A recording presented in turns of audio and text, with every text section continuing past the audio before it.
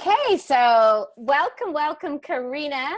This is my first edition of Abraham Chicks, and really this is all about talking with amazing, beautiful women that are living the law of attraction and just finding those tools that you use every day, because people keep asking me, well, how does this universal law really work, So I'm so excited for you to be here.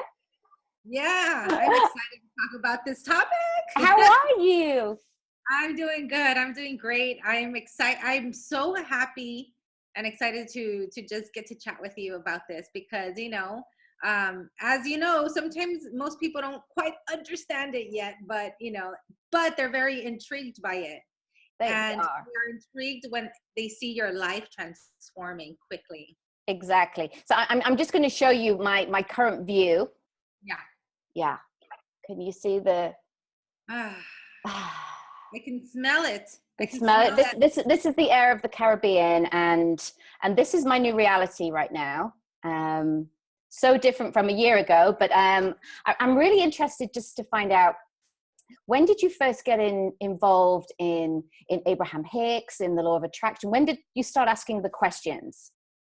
You know what? I was thinking of this before I got on, and I was thinking, back in 2010 or so, 2011, I want to say 2010, I'm a parent coach. So I was getting certified to become a parent coach through this International Parent Coaching Institute. Mm-hmm. And I went through this year-long training. And soon after that, I ran into Lana, which we both know, and mm-hmm. Is a great teacher of the law of attraction as well. But she was kind of mentioning Abraham Hicks. And I kind of went into it that way. I just Googled, and I was at a point in my life where I just needed relief from the amount of, I think, pain and just discomfort and just not being in a place where I wanted to be, or not feeling the excitement and joy that I naturally have in my life. And so I want to say 2010, but the reason why I brought that training was because looking back at that training, I realized that a lot of the principles that we got trained on in order to support parents are principles of law of attraction. A lot of them, like one of the principles is, what you focus on expands. The principle of storytelling just really is like paving paths, right? Like visioning. Yeah. And visualizations, all those things I was introduced to through that training. And it was my first dab into it. But I look at that training now from my point of view, and I realize, that's what that was. Yeah. Similar principles. It's always great. It's always great when you can look back and you can see where the signs were, or the synchronicities, and it's something that you've maybe been asking for, but you weren't quite sure what it was at the time. I remember meeting really unusual people in Sri Lanka and not really understanding what they were saying. But, this little old man just was saying to me, you just have to be, stop doing.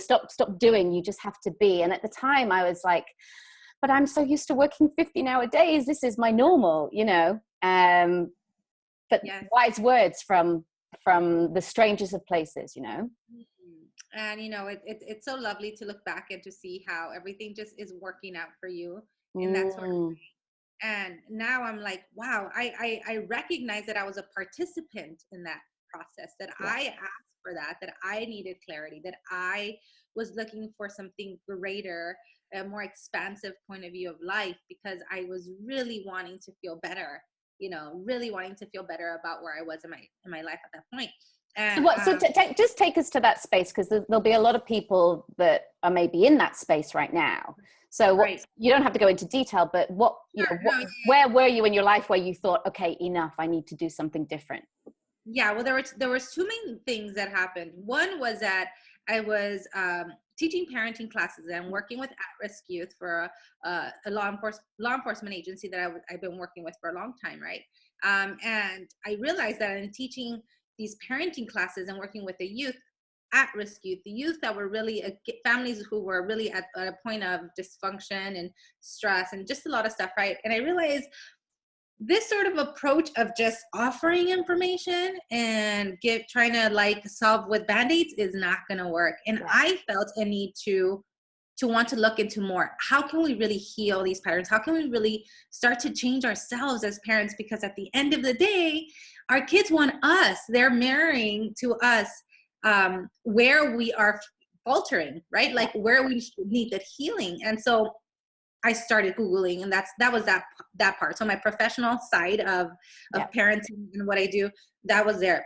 At the same time though, I was going through some difficult, very confusing, a very not dysfunctional. I want to say it was so out of alignment for me at the time. My relationship with my significant other. I had just had my first baby girl. She must have been, I want to say, maybe a year or so, and I felt very, very disconnected to my significant other.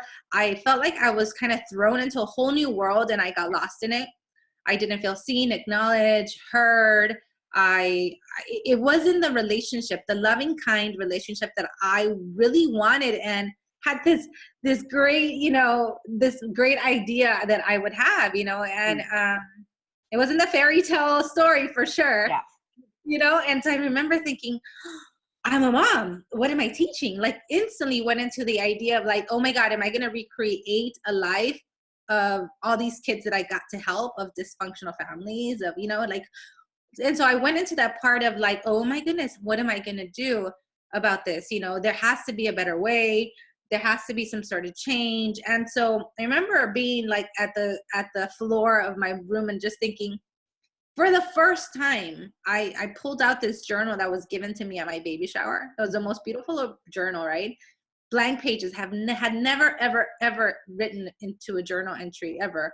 And I just started writing, like just pouring my heart out, just pouring everything that I was feeling into it. And I kid you not, I think that was a portal to the next phase. To creating what you're asking for. Yes. So not even being aware, that was my first tool. Yeah. Tool that I used. And I continue to use that now. And now I'm in a different place. I mean, now I realized so many things. I realized that contrast was so purposeful in my life. Yeah. And it was so needed for me to actually get clear on what it is that I wanted to feel, how I wanted to feel, what sort of life I really wanted, and the conversations that I needed to have to honor myself, to honor my family, to honor my values. And I'm at a point now where I still live with my significant other, but you know what? I see everything as a wonderful harmony of different events. And there's a place for him in my life in terms of like bringing up the things that I need to look at, the places that I need to forgive myself for, the places that I need to forgive him for. And also realizing that that I'm not my circumstances, that everything is a choice. Yeah. That everything is a choice. And now I get to mentor and guide parents from a point of, I've been there. I also go through contrast. I have children, I get to raise them, but I try my best to be in alignment when I do that. And just knowing and being aware that there are so many universal laws, that there's truth in this world that we can always tap into. It's so powerful though, because you started off the conversation saying how 6-7 years ago you were disillusioned with how to help parents with their children and how to help relationships, and then you almost had to go through this contrasting experience to really learn. Almost you created the situation yourself so that you could then find the gift and the solution to help others, which is so powerful. And it felt like that's definitely what I ended up doing. I created my own laboratory because I know that I had a strong desire to help people's distress, and you know what? I actually haven't even made that connection until now, but it's true. It was my laboratory, and I had to walk through their path, through the fire that they were going through, so that I can really understand, how to support them. Yeah. And so my practice, my parenting practice, my life practice, my roles as a woman, as a mother, as a partner, as a coach, as a mentor, I recognize that, that my role is to walk that path, to not look back, but to walk the path and to keep moving forward, to keep evolving and expanding, in total alignment, because everything has its purpose and a reason. Yeah. So tell me, how do you on a daily basis implement, the law of attraction into your life? How do you, how do you start your day in terms of what you want to create, how you want to feel? Is it a daily practice for you, or is it, ad Oh, hoc? absolutely. No, absolutely. It's become a daily practice. Mm, It's a style. It's a lifestyle at this point for yeah. me. Um, and I start simply with gratitude. I know that, Mm, if our feelings and how we feel attracts, that I know that gratitude is such a powerful force. And so whether I'm just starting the day, but even before my feet touch the ground and I'm out of bed, I've said thank you maybe at least 5 times. mhm. I've somehow just stepped into that gratitude and just been thankful. So gratitude is a huge practice for me, to be able to see the world and know that there is good in all things. That's important. But I actually have I have a few things that I do Okay. consistently. And one is I write I am statements. I actually write them out, because there's power. I almost feel like you're signing a contract, right? When you write it. This is so amazing that you're telling me this today, because yesterday I'm collaborating on a book, a new project, and I had to send my first draft off. And one of the big chapters was exactly what you've just said, the I am statement. So I love the synchronicity of talking to you about that today. It's powerful. And it's powerful. Mm, And I share that with all my clients because it seems like such a simple task to do, and just simply, because what follows after I am is so powerful, right? yeah. So it's a moment, it's a time for me. And in fact, I've probably gone through, like, I don't even know how many journals, but I just finished this one. And look at this is my practice, and I has my I am statements Yeah. on one side, and on the other side I love gritting. I love Mm. this practice. Can you explain what gridding is and how that works for you? Yeah, and so the way that the way that I use it at this point is, it's kind of like a tic-tac-toe box, right? You just kind of write some boxes there, Hmm. and the whole point of that is to really uh, set myself up to how I want to feel. Mm. And by doing that, and how I do that is I really consciously and deliberately think to myself, what do I want to experience today? How do I want to feel today? And I put my hand to my heart, and I close my eyes, and I think, well, how do I want to feel today? And so it could be whether sometimes I do it twice a day, Yeah. because I transition from like the mom role to the business role. And in every transition, I want to be more intentional. So today, actually, I was thinking about productivity, and then I thought to myself, productivity feels very like to do sort of thing. So I Too said much flow. like work. Much like work. So I said, ooh, flow, right? Like, I just want to be in Mm. the flow. And so I started feeling into the flow. And what I do is, then I write that word that felt so juicy and so good to me, that just kind of lit me up inside, and I write it. Yeah. And I write it, and then the next natural thought comes up. It follows that good feeling thought. The next natural thought comes up. And then the next one is ease and Mm. good. And I just keep writing and writing until I'm getting so filled up and so good that I can feel my vibration, my frequency Yeah. just kind of rise and rise and rise and rise and feel good. And from that place, I create. Yes. That's the place to actually really start asking for what you want, when you're in that high frequency and you can receive all the Yes. goodness. But tell me, what do you do? What do you do when you wake up and you don't feel good? Because we all have these days. We have these days. We wake up. We're tired. We're grouchy, or Yeah. you just feel rotten. What do you do? How do you shift that? Well, first of all, what I don't do is I don't add any momentum or thought to it, right? Like, Okay. that's number one. Is there's enough to do, and there's enough to go there. I Yeah. mean, we all know that there's a plentitude of negative thoughts going up in our head, right? Hmm. Like, there's more than enough, and if we allow ourselves to go there, it's almost like it just floods in Yeah. guilt, shame, I'm not good enough, things aren't gonna get done, sort of thing, right? Yeah. So I'm very, very careful that if I'm not in a good place to even be it's really hard, because I'm at a point now where I don't go there too much. So So it's not really even on your radar too much. Mm. No. But when it is, I know and I recognize now that I've done all the practice, I'm aware Yeah. of the feeling. And then I just don't even add any momentum. I stop myself from going there. So I stop myself from thinking about the worst possible scenario, the things that I'm not good at, and I just really stop myself and I take a breath and Mm. just breathing and just getting back into my body. Because sometimes you're right. Sometimes I wake up and, the kids are running around and getting them ready. And usually when that happens, it's because I hadn't taken the time to breathe or sit in my chair and do my gritting and do my I am statements or meditate or just sit down and close my eyes. But for me, the most important thing is, one, being aware, being aware that yes, I am going to have these days where I am going to be off, and that's okay. And just let it be, just let it pass by like a cloud. I Mm. don't add any story to it. I don't add any judgment to it. I really do not try to add anything. I kind of just let it pass by, just like a cloud would pass by. Kind of like what you would do in meditation Yeah. when a thought comes up. Just let it go. There's no need to add anything to it. Mm. It's just a feeling. It's just a thought. It's just something that's coming up.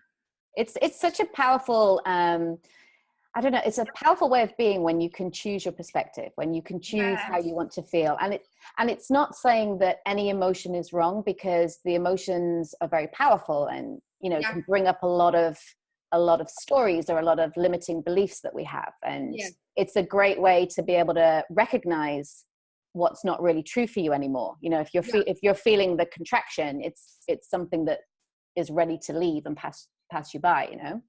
Right. But again, just reminding people that this didn't just happen overnight, right? It's been Exactly. years of practice.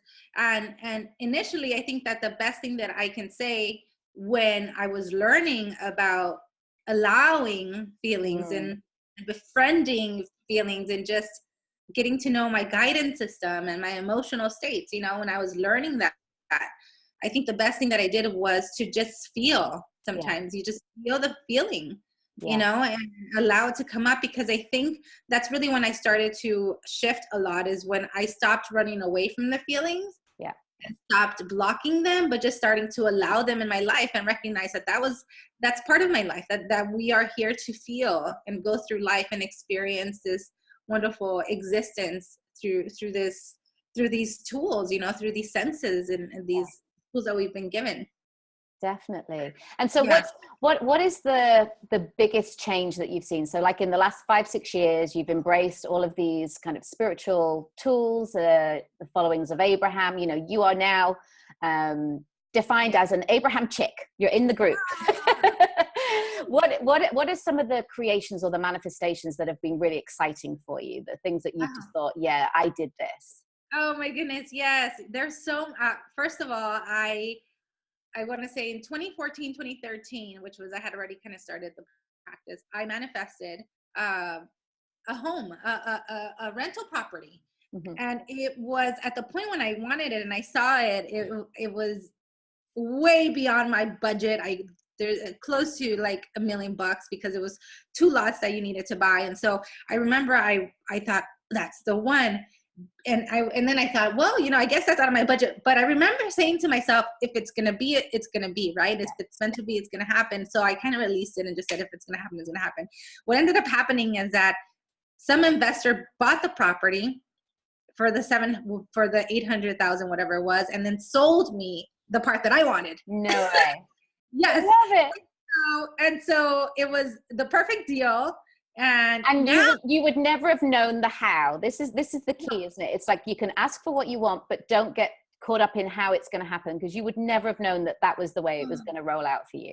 Yeah. Yes. And now I get to see that and say, I've created that because I allowed that to just happen too. Yeah. I allowed, there's the universal principles that governs everything to take care of those details. But I know that was that was definitely a manifestation. That was definitely as a result of what I knew that I can create and bring into my life, and just feeling into that home and really loving it before I had it, and feeling like that place was going to be a wonderful place for other people to live because Yeah. I knew that I wanted it to be an investment property too. And so I have that property still now, and finally now it's making profit. But I grew up with parents who never purchased homes. Buying a house was never, it was something like that I was brought up thinking, why do you want to take on such a stressor, sort of But thing. that's just one point of view, isn't it? That's just Yeah, one point of that's one view. point of view. Yeah. Yeah. So the shift in perspective, of course, was huge to get to that level. And that was just the beginning of many other things that have come my way. I mean, it's just amazing. That's just a material thing. But I think what I love most, that I'm so proud of in terms of being able to co-create with life and see it as I am creating it, is the amazing people that have come into my life, the opportunities. Now, initially I started knowing that I wanted to have my own business. Now I finally, Now you have, I know. Now I have my business and I'm doing this full time and I'm working from home and I'm creating this life that I desire, that I wrote out, that I paved the way for. And I get to see that now. And I so love I really just get to bask in the relationships and the tiny details of it all, because now I get to, have breakfast with my kids in the morning. Yeah. And then have this meeting with you here, right? Like, it's just beautiful. It's the details within what your life has become that makes it so juicy. And it's the fun element, isn't it?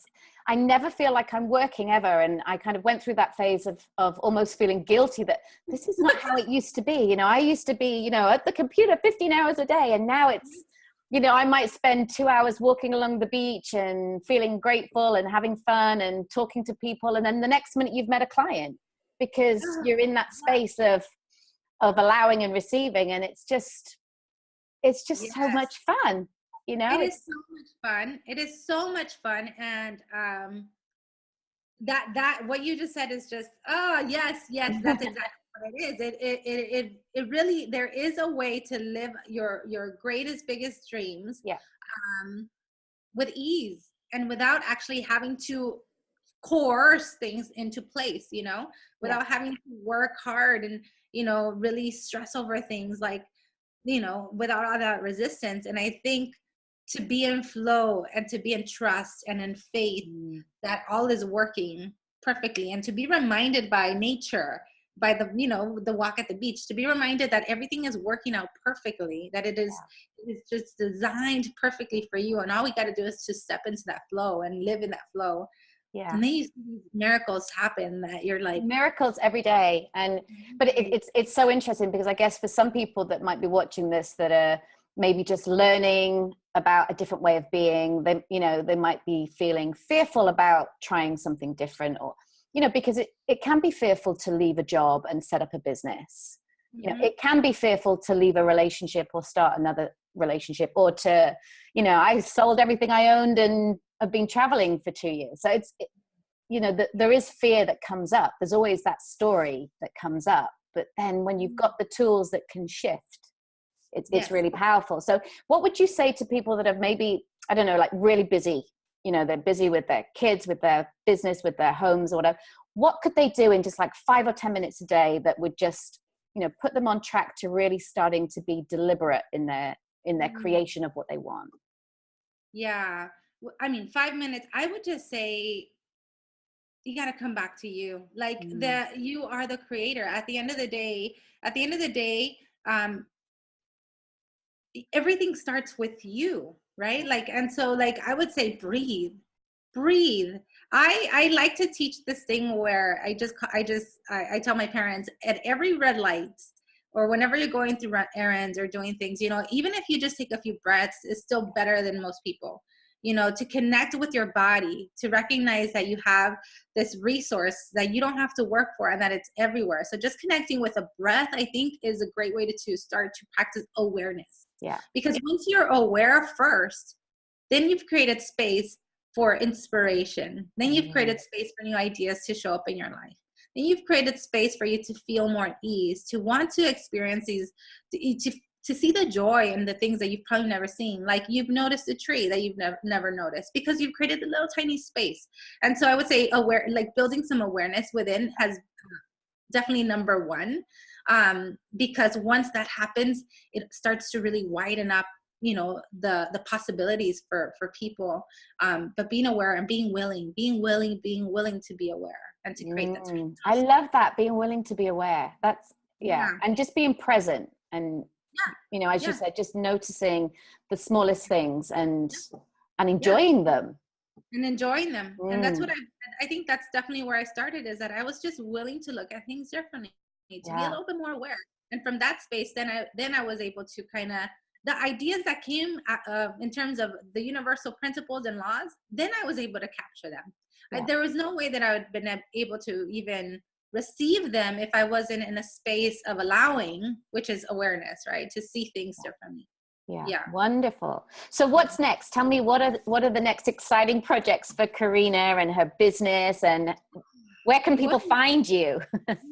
Well, they can find me at parentwithheart.com, and where I get to support parents on this wonderful journey. Parents who are willing to go deep within to find these resources that we're talking about here today, these spiritual principles, these resources that are at your hand, at your fingertips, that sometimes you can't see, you know, that sometimes you can't see, but that are there. And so that's what I do. I help parents really tap into their inner power, that inner wisdom, so that they can parent with more ease, more confidence, more purpose in their life.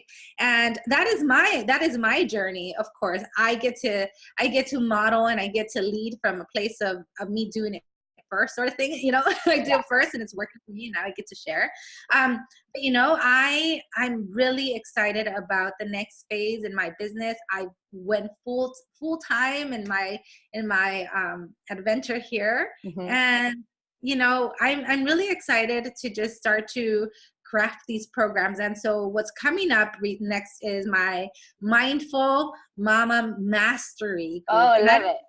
Yeah, and it's really going to be about mastering these skills as a mom, and how do we apply law of attraction? How do we use these skills to support us as parents, support our kids, to really be able to provide the container and build an environment where our kids get to grow being who they are, and really us allowing them and honoring them in their space. And so it's definitely going to be exciting. It's brand new for me because, like you said, sometimes these principles are hard for people to kind of grasp right away. And so teaching this to parents and using it in your parenting life, because I believe that parenting is a spiritual practice. It's a spiritual practice, you know, it's your opportunity every single day to practice this stuff. Well, they reflect everything back to you. So they show you every trigger, every spot. Every trigger, every spot. And it is my biggest practice for sure as a mom, is really when things come up, you know, you're talking about feelings, you know, when fear comes up, when frustration comes up, how do you not internalize it and make it about them, right? Or how do you not make it shameful about you? So like that's the practice right there. That's the practice right there. I'm so excited. I can see the way that you light up when you talk about it. And this was another thing that I was talking about in the book that I was writing, just about how your passion is you, and your passion is your business. And once you do something that you just light up about, then it becomes effortless, because it's just an extension of you, you know. And I can see that that's what's happening for you. So I'm so excited for you. Oh my God, thank you. I'm excited about Abraham Chicks. I know. Such a fun project. Do you know, I thought about this project, I don't know, maybe 16, 18 months ago with another group of wonderful women. And it's been percolating, and it's just all of a sudden now it's ready to be birthed, you know. It's ready, and it came at, it's interesting how everything just works out perfectly, because as we're discussing this, I remember thinking just a week ago or so, and I think that's when we were discussing this, just a week ago, I thought I need to start talking about these universal principles in terms of parenting. And I just like, I don't know why I haven't done it, but I realized that it's like I was ready for it. And this is definitely a confirmation from the universe saying, yep, you're ready. Let's go. You're ready, because somebody just came straight to you and said, would you please come and talk about it? So that's the powerful, and it can happen so quickly. You know, it can be, I don't know, manifestation can be anything from you're sat outside thinking, oh, I would love to be invited to a barbecue, and then somebody calls you up and invites you for dinner. You know, it's effortless. Oh yeah, and it's really those little tiny things that sometimes you forget. But I realized, gosh, I'm at a point where I'm like, I'm a great receiver. Yeah. I'm a great receiver. I just want to share this one because it's a tiny little thing, but it happened and I feel like $1 million. I was going to go make copies of keys, right? And they only took cash.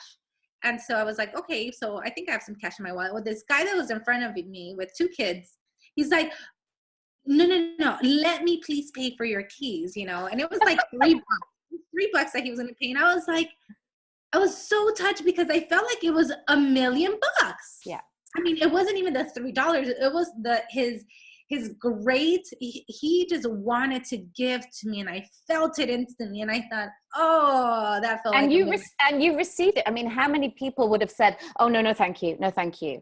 And when you're saying no to something that's being offered, you're saying no to a lot of things. I was guilty of that for a long time. You know, you go out on a date and the guy would be trying to pay, and I'd be like, no, I'm independent. I can pay my own way.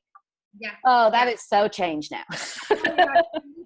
and that's something that I like, that I share a lot with parents, because we do that a lot. Like as parents, we think we're so limited because there's so much going on, and we limit our experiences. We limit the amount of joy that we can have in our daily basis as parents. And so I'm excited about this, and I'm excited about you, and I know the world is ready for this, and I see you, and I am honored to be with you and to see how you are flowing with life. And look at where you are right now. I'm just I know.